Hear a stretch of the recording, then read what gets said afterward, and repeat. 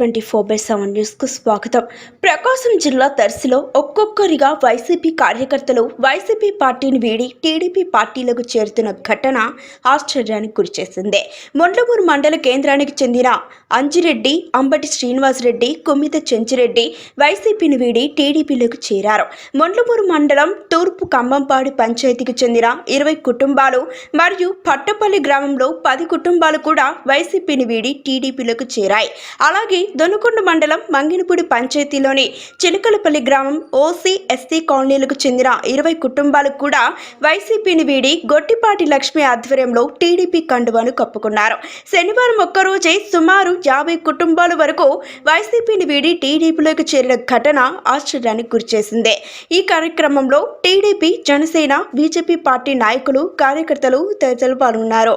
ఇలాంటి మరిన్ని అప్డేట్స్ కోసం Day24/7 న్యూస్ ఛానల్ని సబ్స్క్రైబ్ చేసుకోండి.